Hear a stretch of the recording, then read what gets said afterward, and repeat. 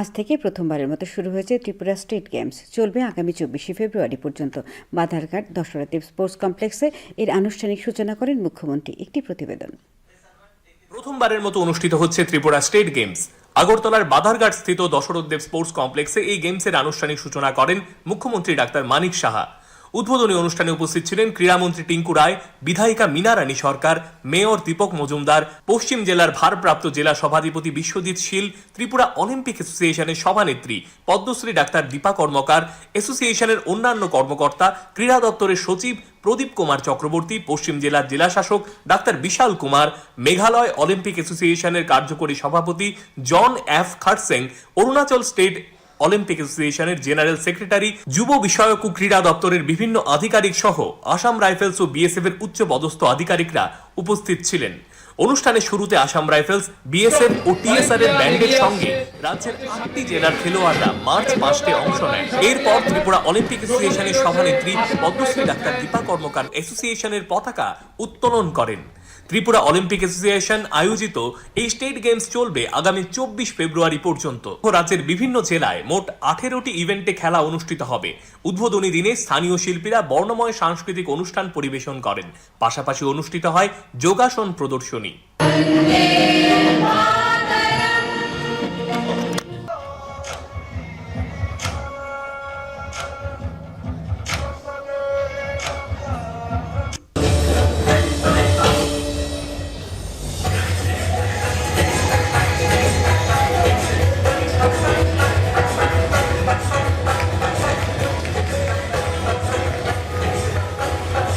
ভাষণ দিতে গিয়ে ক্রীড়ামন্ত্রী টিঙ্কু রায় জানান, রাজ্যের খেলোয়াড়দের সুবিধার্থে এই স্পোর্টস কমপ্লেক্সের ভেতরেই একটি হোস্টেল গড়ে তোলা হবে।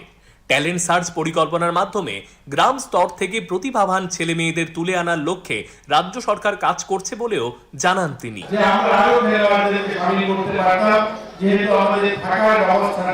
আমি আপনাদেরকে আশ্বস্ত করতে চাই যে মাঠে আজ আমরা এই ক্রীড়া প্রতিযোগিতা অংশগ্রহণ করছি, এখানে আমরা পাশে ডান দিকে আমরা এরকম একটা ছাত্রছাত্রী খেলোয়াড়দের জন্য একটা হোস্টেল নির্মাণ করছি, যেখানে হাজারো সংখ্যায় ছেলেমেয়েরা থাকতে পারবে।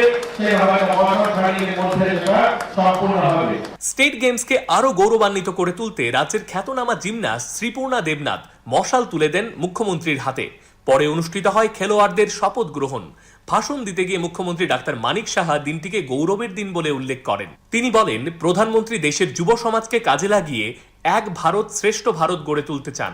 রাজ্য সরকারও একই লক্ষ্য নিয়ে কাজ করছে। খেলো ইন্ডিয়া থেকে শুরু করে বিভিন্ন স্কিম আমাদের ত্রিপুরা সরকারও খেলো ত্রিপুরা শুরু করেছে।